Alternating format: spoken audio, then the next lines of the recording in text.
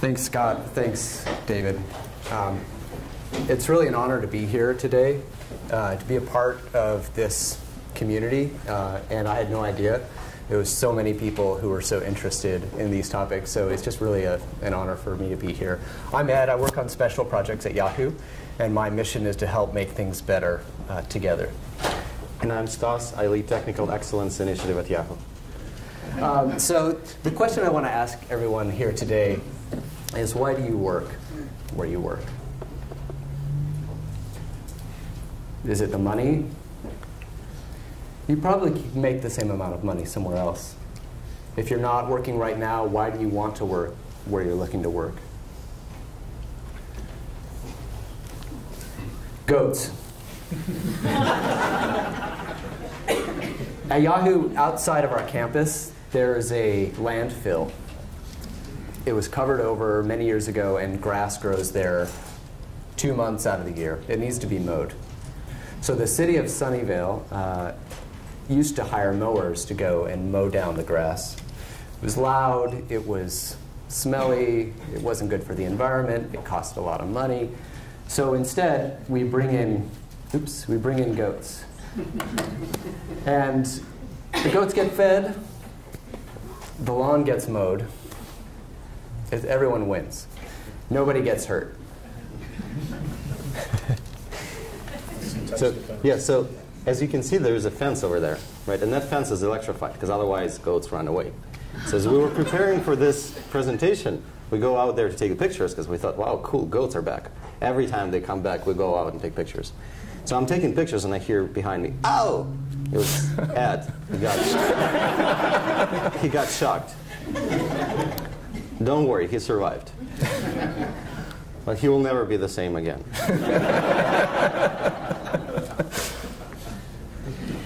Let's all agree. We are here to take pride in our work. We all want to take pride in our work.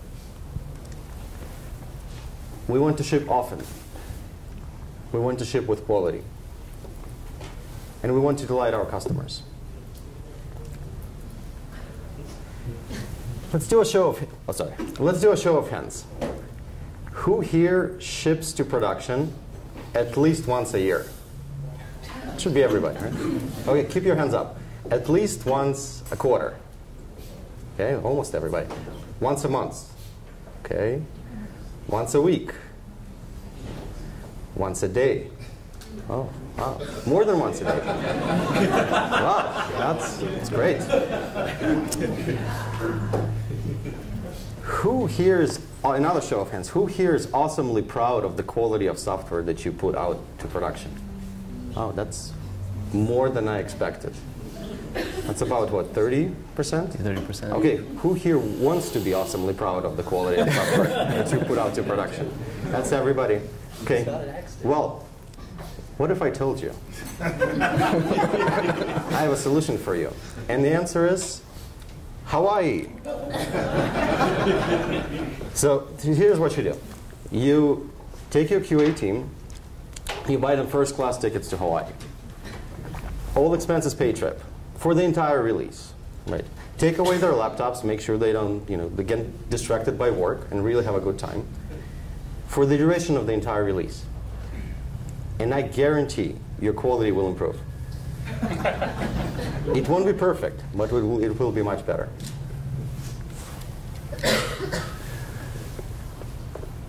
Can you believe it? Yahoo turned 20 years old just last week. As you saw from my hat after I got shocked at the goats, it was actually the day that Yahoo turned 20.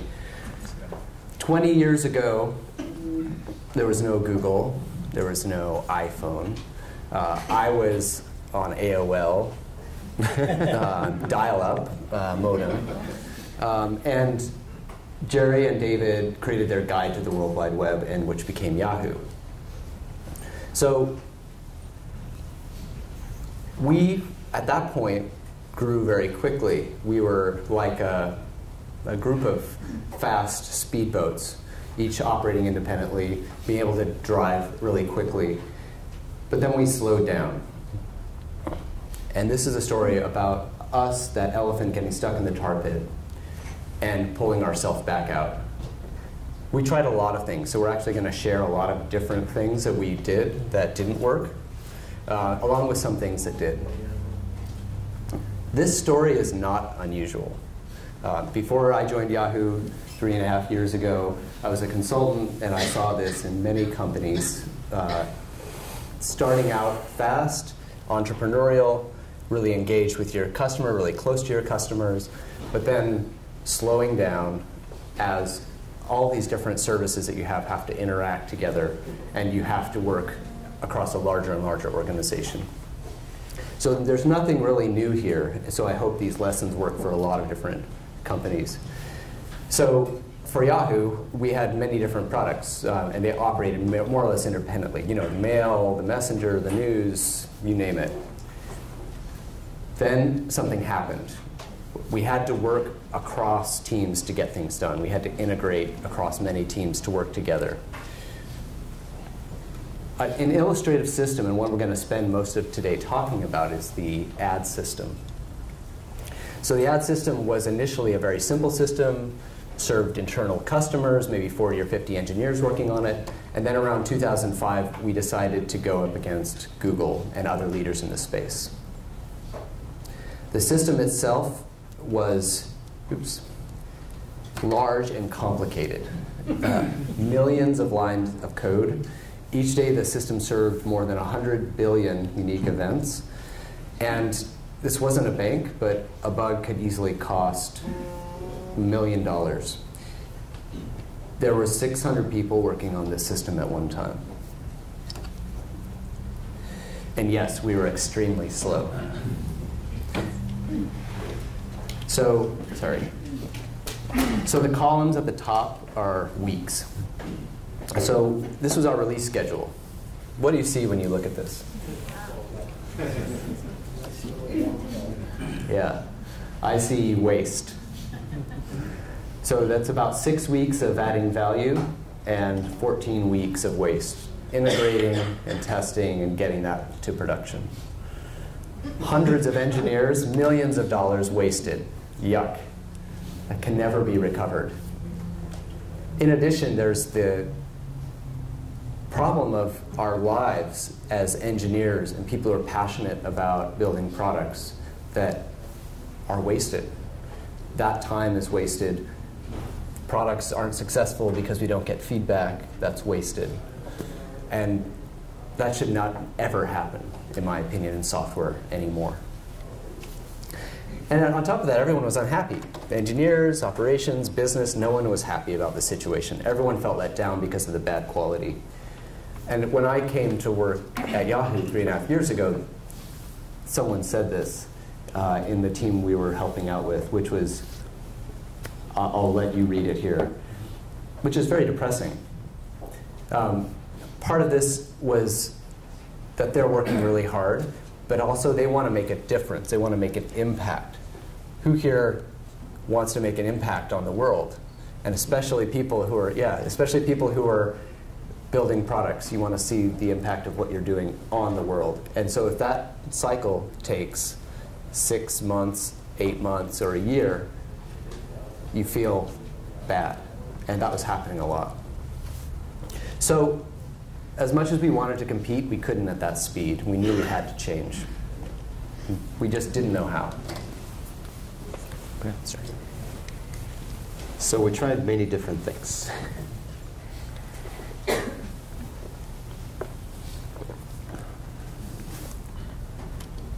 As we were preparing for this presentation, we found this quote, and we thought that it was very appropriate. It captured exactly our feeling about how we got out of that mess. So before we can talk about our attempts, we need to talk about our system to give you an idea of what is actually happening underneath. So imagine this is your production environment, and you need to launch 4 new features into that environment, color-coded. Underneath, it is actually 20 different software systems. Each one is complex on its own, and you have hundreds of engineers working on the entire thing. So when you develop those features, they actually need to be implemented by multiple systems. Right? And as you can see, the distribution is uneven. before we can certify the software to production, to go to production, it needs to be, before we can launch it to production, it needs to be certified. We had a dedicated environment. We called it end-to-end, or E2E for short. So this end-to-end environment is where everything gets deployed, and it gets certified, integrated, certified, and then we launch it to production. Easy, right? And of course, we said, we have all of these teams. They need to certify before they go into the integration. So that's great. That's the plan. So with this picture, we go back to our schedule. And these 10 weeks of QA were exactly because of that picture. Right? That end-to-end environment with 600 people trying to send their software in there, that would just never stay up. It was never stable. We could stabilize it maybe for a day right before the release if we don't breathe and walk around it very carefully. Right? And then we call it, yes, done. Then launch to production. And then launch is another scary place. Right? 4 weeks. As you remember, all these features get broken down into small pieces. So now you have launch sequencing that has to happen for each one of those features, and sometimes they conflict with each other, so that has to be figured out. So you have unpredictable quality, you have unpredictable launch. The whole thing is unpredictable, right? So as the result, customers suffer, right, because they have bad quality. We have to take downtime for releases. Again, customers are impacted.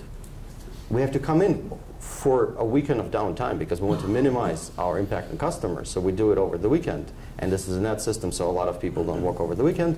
So we come in on the weekend, and the entire team starts on Friday night, and we don't leave until it's done. And sometimes that takes us into the Sunday evening. We were in a bad place.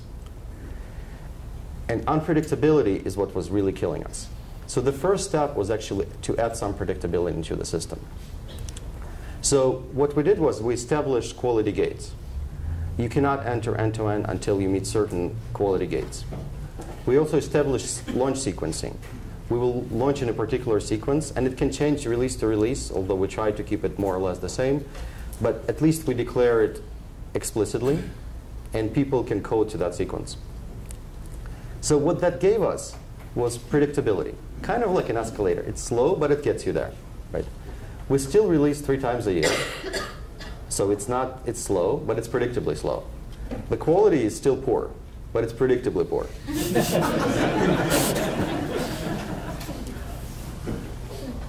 The next thing that we tried is we said, okay, we have this 6 weeks of development. That's a lot of time. So we're trying to integrate after 6 weeks of development. That's scary. Well, we've heard of, Agile principles, integrate often. So how about we integrate every 2 weeks? And the thinking was that the quality will improve as the result of that, and it will also improve our bandwidth. Right? And we call these two-week milestone sprints. I guess it made us feel agile. So as the result, quality did improve marginally, bandwidth improved marginally, but it gave us some insight. We started seeing that some teams are moving faster than other teams. And that was, I think, a big aha moment in our evolution. We also started planning our releases in terms of features. Before that, it was all based on, it was release focused, and now it's feature focused, which again was a step in our evolution. An interesting thing happened, and I don't know where it came from, but as soon as developers got wind of this feature-based planning, they started creating feature branches for every single feature. Have you ever tried to integrate 25 features or 25 feature branches?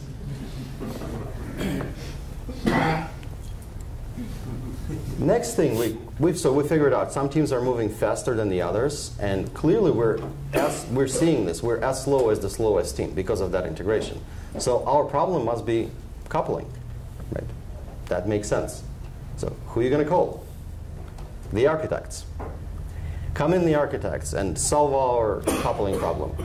So architects got together, and we looked at the problem, and turns out the interfaces between systems were not that bad. They were quite decent. And you can always improve things, and architecture is an ever-evolving thing. But really, our interfaces were not our blockers. We were ready for decoupling from the architectural perspective. We were still coupled at the execution level. Kind of like with this picture. You have roads capable of supporting free-moving cars, but you're still clogged. So we figured, hey, we have these teams moving in different speeds. They all have different resources. Maybe we can plan our way out of this.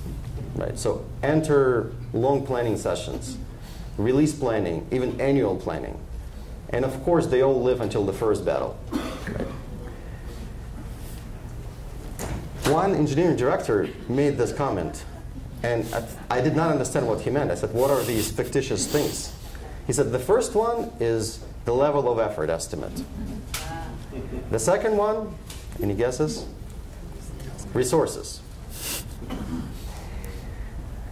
And with all this planning, we were getting marginal improvements. We did not really get ourselves out of that mess. But what happened was a lot of arm twisting.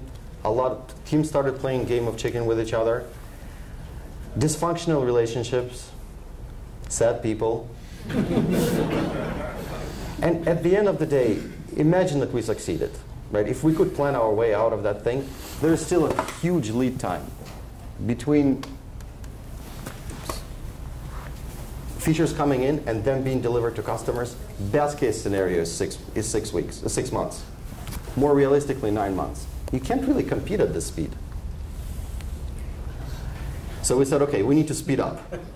Next thing we do, we're releasing 3 times out of the year. Let's not push it too far, but let's release 4 times out of the year. Started making plans for 4 times a year frequency. And it's interesting how an organization can have a personality or has inertia. The organization resisted. Nobody said no, but it just didn't happen. Right? So we said, okay, it was probably because we were not aggressive enough. We need to pull people out of their comfort zone. Let's do monthly releases. Well, that just didn't even take off. So at this point, we were getting quite frustrated, right? We tried different things. We spent countless hours and weeks probably thinking about ways to get out of this. We couldn't find our way. But then a couple of things happened that really gave us some hope. And the first one was continuous integration. And I'm not sure if who's present here, so I'm going to define continuous integration. It is just an idea that your code should always be in buildable state. So what you do is you set up a build server, you set up your builds, and you keep them working. And we had continuous integration. We thought we had a build server. The build was always broken. Right? And when you go to production, well, that's alchemy, right? Somebody knows how to make the production build. That happens outside of the build server. So we wanted to try it. We wanted to try continuous integration. Teams wouldn't do it. It's new. It was scary. Finally, we found some desperate teams that were willing to give it a try. And there is this one illustrative example of this situation. We had a team, and this is one of our major components in net serving. Right? It has to be up at all times. Serves billions of ads every day. So it has to be up. They go to production. This is September of 2010. They go to production. Slow rollout, 1% traffic, looks good, 5% traffic, looks good, finally 100%. That's 6,000 servers. It takes a week to slowly, carefully deploy this thing to production. A couple days later, they find a bug. Nasty bug, hard to find, they roll back. Put their best engineers to figure out what this bug is. A week later, engineers find it, they fix it in a couple of days. 1 week of QA, start rollout. Takes another week. Looks good. A couple of days later, another bug. They repeat 7 times. They finally launched by Christmas of 2010. That was their wake-up call. Because normal number of rollouts was 5. This was too much. 7 was too much. Too many. So this is when they were desperate enough to actually give it a try. So they said, OK, we'll keep the builds working. That will become our priority. And we will invest in unit testing. By June or July of 2011, they stopped having these rollbacks. And to this day, they still exist. They still run. To this day, I think since July of 2011, they probably had 1 or 2 rollbacks. And those are extremely rare. Never happened again. So that gave us hope. The next thing we tried was we brought in external consultants, and we piloted Scrum on several teams. And it worked on some teams, didn't work on others. The teams where it worked, we liked a lot of things. We like that they sped up. We like that they became customer focused. Developers and products started working together. People became happier. Quality was better. So that was great. It still didn't matter. We were still as slow as the slowest team in the integration.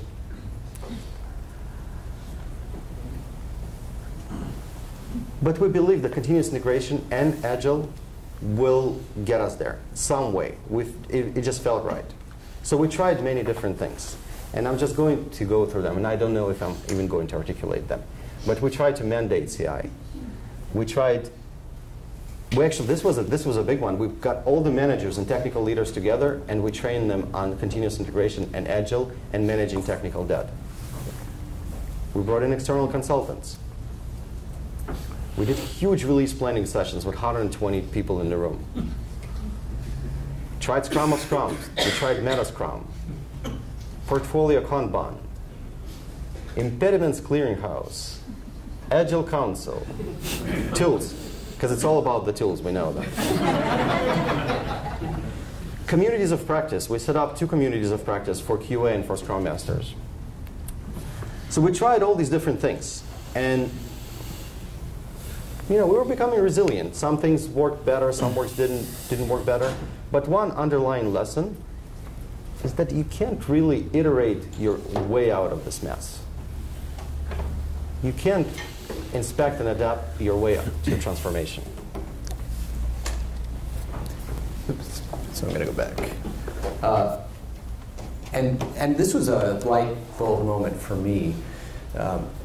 There was an idea when I was working with Stas when we started in the Agile community, which was about how you run an Agile transformation. And that idea was you have a backlog, you have some kind of committee, some coalition of people that get together, they pull transformation items off the backlog, you have a sponsor who's like controlling it, and it just seems very neat and kind of recursive, how it, just kind of things build out from the bottom up. So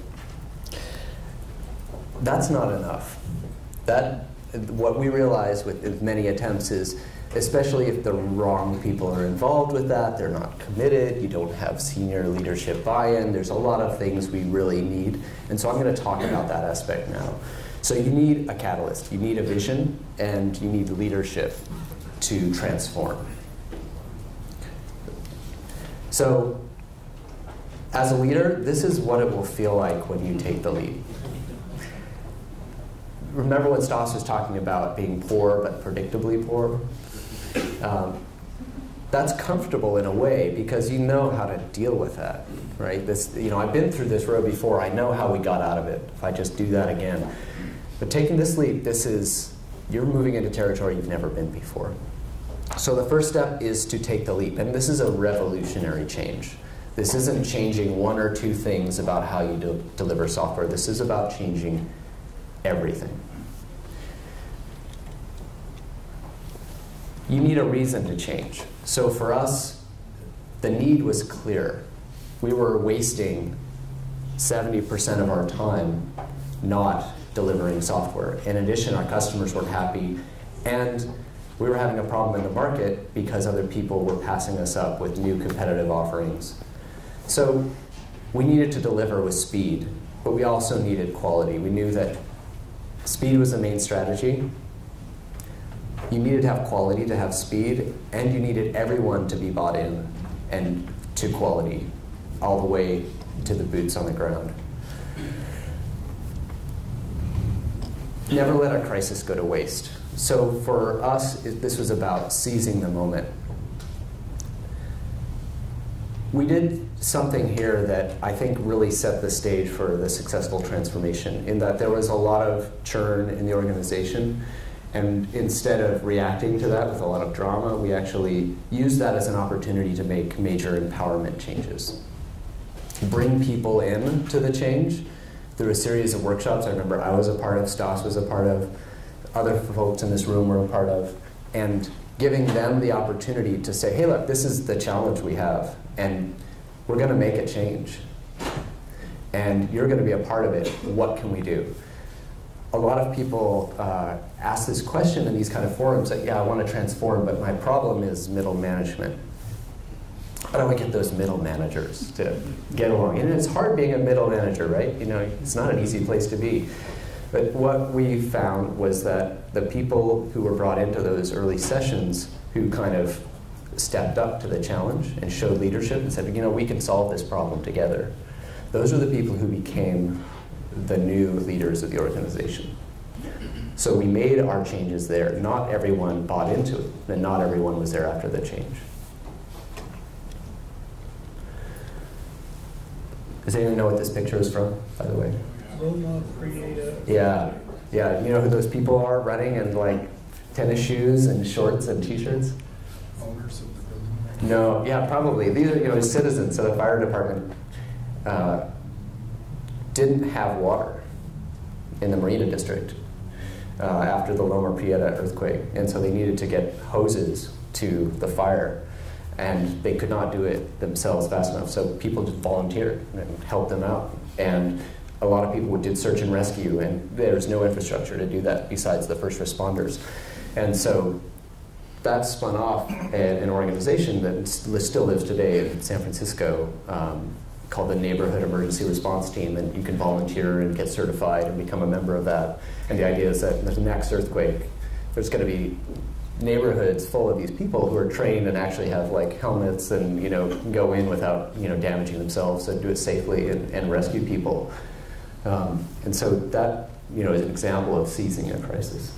The other thing that I noticed in this example that really helped was I mentioned bringing, creating empowerment in an environment where anyone can lead, leadership at all levels. So as a leader, your job is to create an environment where leadership can emerge, sowing those seeds so that when the crisis happens, people will step up. And so all those iterations and experiments weren't wasted. They actually gave us a lot of the skills and the first attempts to be able to step up and some of the skills to make this change. This was not a quick fix. This was a long-term change, and it wasn't change for change's sake. So as our former governor said, tear down this wall. The first thing that we did was we disbanded QA department and we disbanded our release engineering department. Everybody became one happy family. Bug stops with you. Quality stops with you. And you know, these are top-notch professionals. They will not let crap go to production. That was the bet. And it paid off. Quality improved tremendously. I'll go over some of the stats in a little bit, but we saw it in production. We saw immediate jump from poor quality to a much better quality. Second thing was, let the teams run free. We killed the integration environment. That was the idea. The thinking was 600 people, 800 people at that point. Cannot possibly all integrate together. Look at what's happening anywhere else in the industry. You look at your TV, right? You get these things assembled, like individual components assembled, certified, assembled into larger components, certified. At the end of the day, you can't integrate every single component together and certify it all together. So go to production individually. Each team goes to production, certifies. When we have those features that span the multiple teams, we will expose them to test users in production, like that international man of mystery. We test in production. Right? Exposed to test users in production, tested, they're certified, they're exposed to everybody else. That was the idea. This faced huge resistance. People were screaming, saying that we're compromising production, compromising quality for speed, and that this will never work. It did. Speed versus quality is a false trade-off. You can have speed and quality. Quality did not suffer, but what we saw, as predicted, teams started moving a lot faster. They went from releasing every quarter, roughly, a little less frequently, to monthly releases, weekly releases, daily releases. Today, people launch whenever they feel like they want to launch. Some teams launch weekly, typically no less frequently than weekly. Some teams launch weekly, many launch daily, many launch multiple times a day. What enabled it all was continuous delivery. And the way we define continuous delivery is no humans. No humans between commit and production. That was a calculated bet. We figured, hey, continuous integration paid off in terms of quality.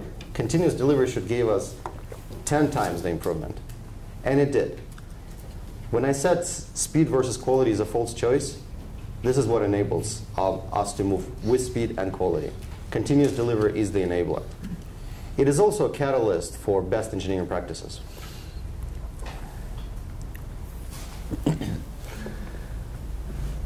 We also committed to an agile way of working. We trained about 800 people in 6 weeks. We reorganized around feature teams and around our customers. Again, this wasn't change to Scrum or to Agile. This was changing to speed with quality. And Agile was a means to do that. I think that's a really key point as you think about your own journey. To think about Agile as not the why. Like, who cares if you're Agile? What does that even mean? The reason was so we could move fast, and this was simply a means to get there. Thanks. Oh, so this was not free. This was an investment. The training was an investment. Continuous delivery required a huge investment in infrastructure.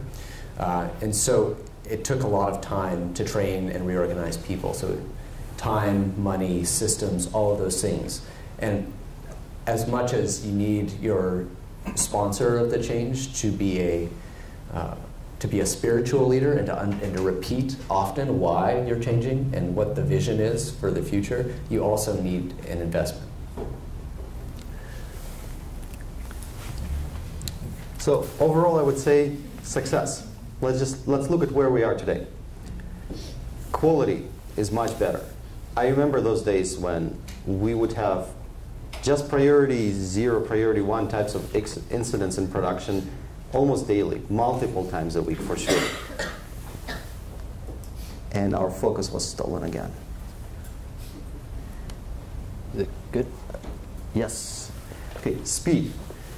We used to release 3 times a year. Now we all release independently, sometimes as frequently as multiple times a day. Cycles are measured in days and weeks as opposed to months and quarters and years sometimes. People code all the time. There's no more QA periods, there's no more release periods. People just code 52 weeks out of the year. Happy developers. Although I'm not sure if he's happy or high. Or both, yes. And we actually have stats to prove it because we did some surveys. And it turns out that when you move fast, people get happy. People like releasing to production quickly. People like high quality. To us, we're not perfect by any means. Right? And we don't think of perfection as the destination. It's a journey. And that's been the philosophy underlying our transformation. And to this day, we live with this philosophy. Who's stealing our focus? Oh, it's Scott Dunn tweeting. All right. Okay. Sorry. So here's an example. We're going to go through some pictures of the transformation. So this was the kickoff for those teams. Remember, there's 800 people in 6 weeks. So how on earth did we do it? There were a lot of conference rooms that weren't available, a lot of training rooms that weren't available all around campus. I'm sure the other business units weren't happy about that. But we went through this change, and we did it by one-day training sessions that weren't really trainings. The first part was the only theory part, so we'd present like the Scrum framework, and then we would go through and actually work on it. Before we made the change, we moved the teams into feature teams, as we said, and we had the organization that was matrixed around managers not being in line for execution responsibility, and pods, which were a group of like 2 to 4 teams, and then groups, which were a group of 2 to 4 pods, just to help us manage it. This is an example of that training session. So You can see, okay, this is the theory part. We're going to talk about, Scrum and all of that. You can see the amount of arms crossed. And then we're actually getting into it. You're like, no, this is your team. You're forming teams right now.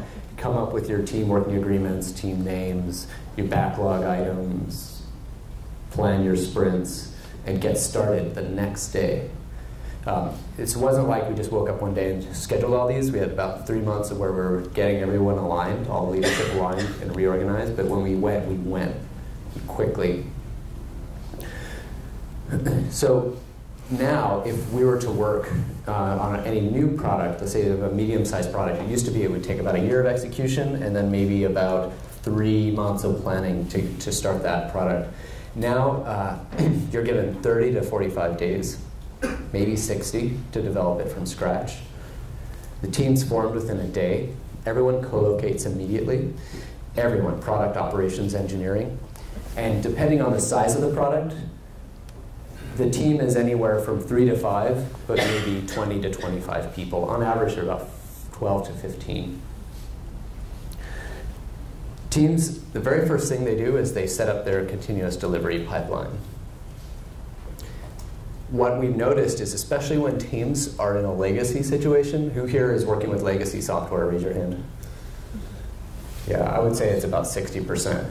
So, as you know, it's really hard to set up and really expensive to set up continuous delivery on a legacy system. It's not building the pipeline, it's actually adding the tests. So if you set it up from day one, it's essentially free or very, very cheap, and teams know this. So day one, teams set this up. Again, not because thou shalt you do continuous delivery, but because we're giving them 30 to 45 days to release. And that's the only way it could possibly work. There's usually some kind of form of sticky-based planning on the wall, but sometimes it's just shouting across the table, hey, can you do this? Not a lot of formality around this. There's a lot of different kind of Kanban boards. We call this continuous execution, but it's mainly flow-based. So all your check-ins flow directly to production and are immediately available there. Usually a daily sync-up or daily stand-up. And there are demos. More often than not, beer is served. I found with demos, and I taught a lot of Team Scrum, and it was very formal about them at one point, and there was like projectors and PowerPoint, and it's much better just to have it in the team space, make it informal, make it fun. The other thing that I've noticed is that product managers are extremely important in this, your product owners in Scrum. And having them be extremely judicious about scope and having a clear vision of, yeah, this is what we want to build, but we're willing to make small steps to get there, and really being clear on what that vision is essential. There's no Scrum of Scrums, there's no meta Scrum. Mostly teams are independent. They align on quarterly goals. There are a few exceptions for very large efforts, but mostly we try to stay away again from that execution coupling. And this was a light bulb moment for me, was at one point with the advertising group, we were trying to get them, okay, if we just set up the right release planning, meta Scrum, Scrum of Scrums, all these meetings will be Agile. It's not true. The real goal is speed with quality, and the way to get there is decoupling and deploying as often as the market at will. And multiple times a day is better. So there's no more going to production, you're always in production. There's more of a go-to-market, which aligns to that 30 to 45 day boundary. And that's a decision that you want to make thinking about your customers' positioning and all of that, not about can I deploy. That should not be a factor in when you go. We see a lot of these teams, we see 0 branches. We see 0 bugs in queue. It's not that there's no bugs, it's that they're caught earlier in the CD pipeline. We see high code coverage, typically 90%. Sometimes we have a 100% club. Teams with legacy don't have as high a percentage, but they're working on improving it. And typically very low cyclomatic complexity. So this is a proxy measure for maintainability of the code. So we shoot for under 8. So again, many products were developed like this. Many failed. And if you think of the metaphor of, Silicon Valley or any other entrepreneurial startup area, products are going to be, and teams are going to be released frequently, and they're not going to work. And if you embrace that, and it takes 30 days from when you start to when you launch, you can try many things. One of the things we did try is now making $1 billion worth of revenue for a line of business that didn't exist 2 years ago. It went from 0 to it went from about 43 days, built just like we described, and is now where a lot of the native advertising revenue from Yahoo comes from, was from one of these efforts. And so this is a critical part of our strategy at Yahoo. Yahoo is really focusing on creating a great environment, which brings in the best people, which will make the best products, which then brings in traffic and revenue, which we can reinvest in having the best place to work. So that's essentially the strategy. And having a way of creating great products quickly and testing them in the market is essential. Here's some more examples, boards around the office. And again, so perfection is not a destination, it's a journey. And so we're currently focusing on development practices, moving the needle in that area. Stas. Oops. Got it. So key points to take away. One, it's all about speed. It's all about moving fast. That's how you compete. That's how you win. And don't forget about quality. Don't compromise on quality.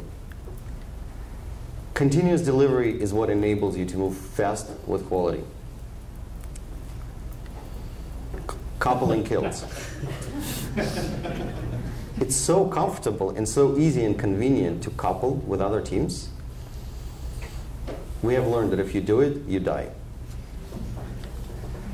Leadership. I wanted to just spend a little bit of time to talk about leadership. There's this notion, as you transform to Agile, leadership doesn't matter. It's all about self-empowering teams. It's all about self-propelled teams. That's not true.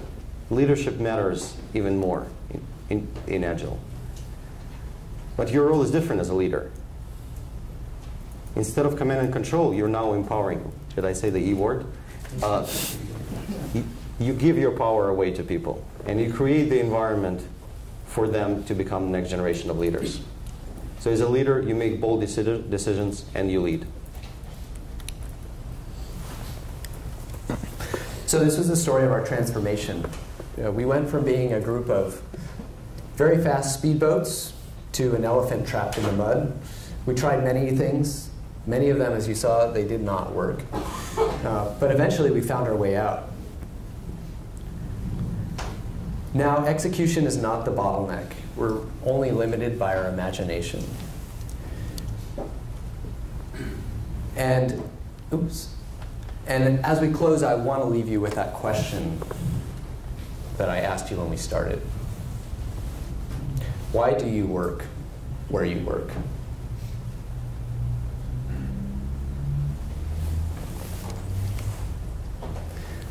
All right, this is our last slide. Any questions?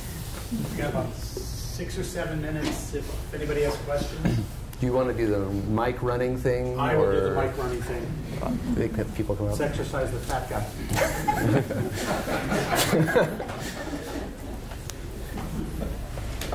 Hi there. You mentioned when you first implemented Agile that some teams failed and some succeeded. Can you talk a little bit about the teams that failed initially when you started out? I think you mentioned that. Yeah, you were a lot closer. Sure. Yeah, repeat the question. So the question, I think everyone heard it because she had the mic. So the teams that failed, it was typically because the managers weren't bought in and weren't really ready to commit. I think we would have a lot of these kind of, you remember the problem of the middle manager that I mentioned earlier? So I'd have numerous conversations with specific people about, hey, this isn't about you telling everyone what to do, and this is about you empowering your team, and all those kinds of conversations.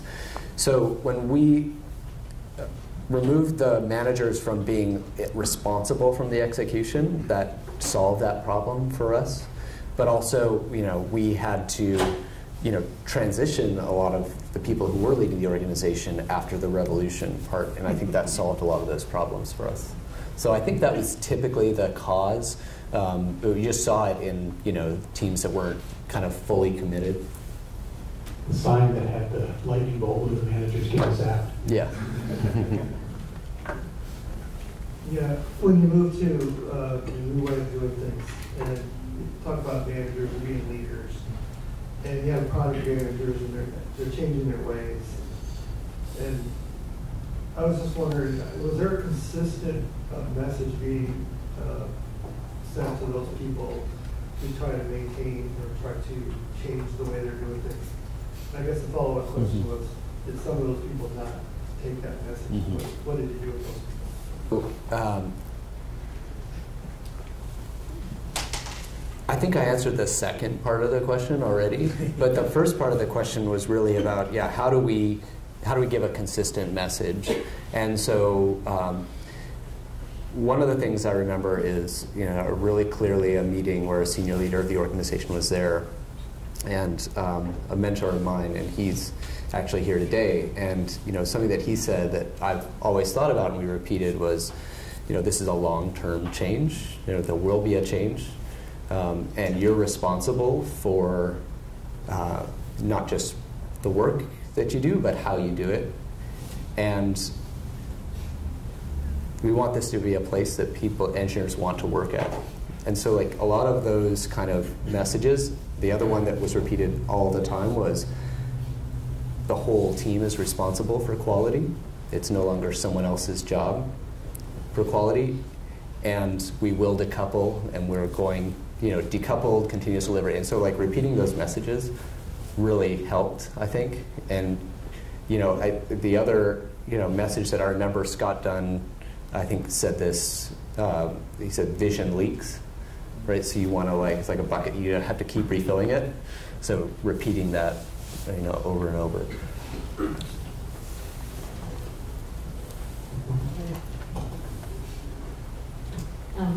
Yahoo is a very big organization. So when you talk about agile transformation, some teams are going with it. What was the way you handle these teams and their interaction with those teams and the other part of the organization which is not agile, and in waterfall? That's the tough part. I don't know, maybe we have a separate session to explain with this breaking it up. Yeah. Do you want to take that? I'll share your perspective. Yeah. So part of it is going, like we said, when we took that revolutionary change, going all in, that was really key. I think we had to go through this period of, the crossing the chasm bell curve, where you start out with some early adopters and then you get to the early majority. But there's some point where you need to go all in. And so the interactions between teams, though, was the biggest challenge for Yahoo. Integration of products and dependencies and coordination and alignment is the hardest problem. And that's why I'm glad that Stas is here, because they focused on that explicitly. How do we decouple? How do we not be in an environment where we're causing pain all the time because we're waiting on a team that is slow? How do we decouple? And that's an architectural question in addition to an execution question. And so what we found is the teams where we would engage the senior director of that team with the responsibility of maybe 50 to 100 people, and the architect. So in our world, we have two different levels of advancement. One, you get a technical, one, you get a management. So the senior architect for that team, when those people were bought in, that team would rock. When it was one or two people who were really passionate, but the senior technical leaders weren't, it did not work. And so kind of like if you're in a big organization, you know, you have to think about services. You can't be responsible for, like, I can't be responsible for keeping the internet up. Like, it's just a set of services that are on or off, right? You need to treat other teams kind of like a black box, and if they're not performing, you need to find another solution for those. And so that's the other hard answer, is that, like, you know, you just can't wait all the time for other teams. We have time for one more. I'll just quickly add, then once you decouple and you have some teams moving faster and some teams launching every day, every week, super fast, releasing new stuff to production, the pressure builds on all the other teams to move as fast, right? And if your leader, some very senior leader, keeps them accountable for it, change happens very quickly with those teams. Or they go away. That also happens. So one of the points in the Agile Manifesto is that we want to give more attention to people and collaboration over tools, and I think that was one of the points in your slide as well. So in my company, we are the first team in the IS department who started Agile. I had some Agile experience from HP as well, so I was the pioneer, you can say that. But I kind of disagree with that, because I think we are doing Scrum, and in Scrum, the team members, they are putting in time against their task. They're putting in details about their user stories. And I think that if the tool is not good enough to provide the support, that it becomes a bottleneck. So if you can elaborate a little bit, because I went to my administration saying that, hey, you know, we need a better tool because it's not empowering us, it's a roadblock. And they pointed me to the Agile Manifesto, and they're like, oh, we don't want it, you know, but I feel that we are running, it's our 6th month, and we have bi-weekly sprints, so we are probably in our 7th sprint right now, and we are doing things the Agile way. We have user stories, we have bag overview, but there's no way to measure ourselves because there's no velocity charts. Our tool is not intelligent enough to do that. So what should I tell my management? What should I say? Are you co-located? We have folks in the East Coast. Okay. So your tools are a bottleneck, you said it. They're not letting engineers do their job. So you need to get rid of the tools that are not letting you do your job. I mean, that's pretty clear. And I think one of the things that has been very successful for us at Yahoo is we have a board where people can vote up or down vote impediments across the company. And tools have come up multiple times. And we change tools. And we have invested a lot of money in tools that we got rid of because they weren't serving the needs of developers and engineers. And there's a number of them that were major sponsors of Agile conferences that did not work.